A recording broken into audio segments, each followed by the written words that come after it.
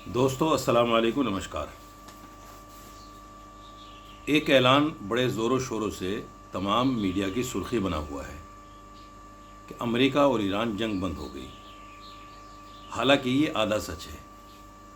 पूरा सच ये है कि अभी पाकिस्तान की सालिसी की वजह से दोनों लोग इस बात पर रजामंद हुए हैं कि जब तक अमन मुज़ाकरात हों, जब तक इस पर बैठक हो, जब तक दोनों तरफ से कोई हमला नहीं होगा।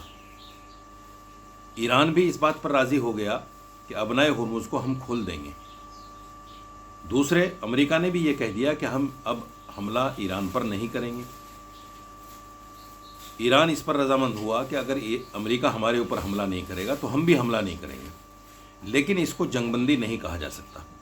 दोनों तरफ से फौजी आज भी तैयार हैं, ट्रिगर पर सबकी उंगलियां हैं। तीसरी और बड़ी बात, इजराइल इस जंग में कहीं नज़र नहीं आ रहा है। इस सीज़ फायर के अंदर इजराइल कहीं नज़र नहीं आ रहा है। क्या इजराइल भी सीज़ फायर को मानेगा?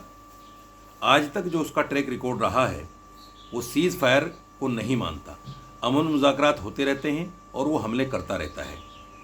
कल ऐसा ना हो कि अमेरिका ये कहे कि साहब हमने तो अमन मुज़ाकरात कर लिए थे, हमने तो सीज़ फायर कर दी थी, लेकिन क्या करें, इजराइल ने हमला कर दिया। तो ये एक बहुत बड़ी नाइंसाफ़ी और बहुत बड़ी बददियानती होगी इस मामले में। ईरान को चाहिए कि इजराइल को भी इस हमले के अंदर, इस सीज़ फायर के अंदर शामिल करे और अमेरिका से कहे कि इजराइल भी इस बात को लिख कर दे कि अब कोई हमला नहीं होगा।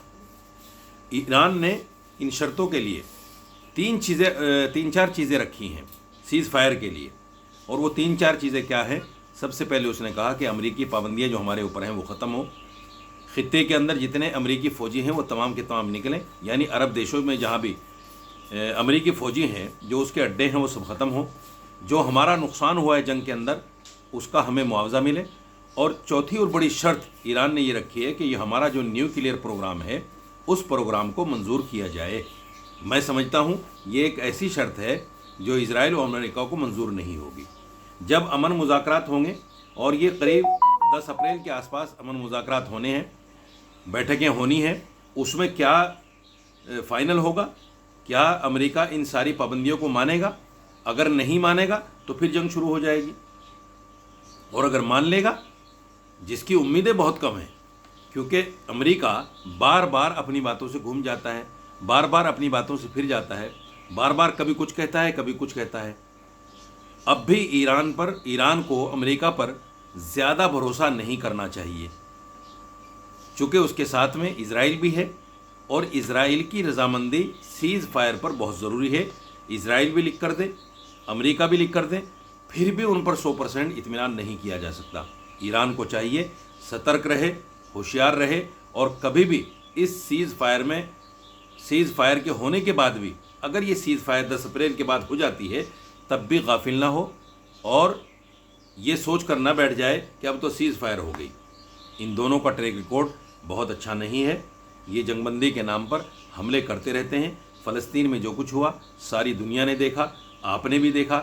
इसलिए मैं ईरान को एक मशवरा ज़रूर देता हूँ कि सीज़ फायर पर मुकम्मल तौर पर एतमाद ना करें और अपने फ़ौजियों को जंग के लिए हमेशा तैयार रखें।